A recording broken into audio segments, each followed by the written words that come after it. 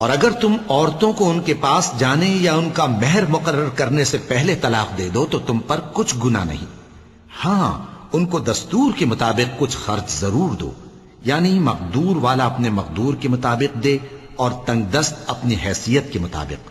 نیک لوگوں پر یہ ایک طرح کا حق ہے۔ اور اگر تم عورتوں کو ان کے پاس جانے سے پہلے طلاق دے دو لیکن مہر مقرر کر چکے ہو تو آدھا مہر دینا ہوگا۔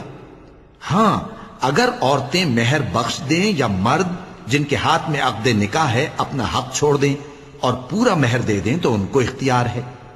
اور اگر تم مرد لوگ ہی اپنا حق چھوڑ دو تو یہ پرہیزگاری کی بات ہے، اور آپس میں بھلائی کرنے کو فراموش نہ کرنا۔ کچھ شک نہیں کہ اللہ تمہارے سب کاموں کو دیکھ رہا ہے۔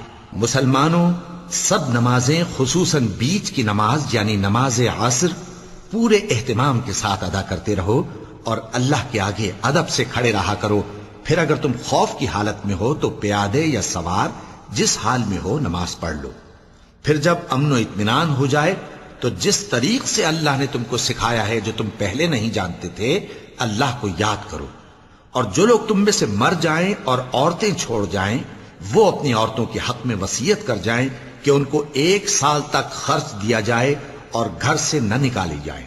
ہاں اگر وہ خود گھر سے چلی جائیں اور اپنے حق میں پسندیدہ کام یعنی نکاح کر لیں تو تم پر کچھ گناہ نہیں، اور اللہ زبردست ہے، حکمت والا ہے۔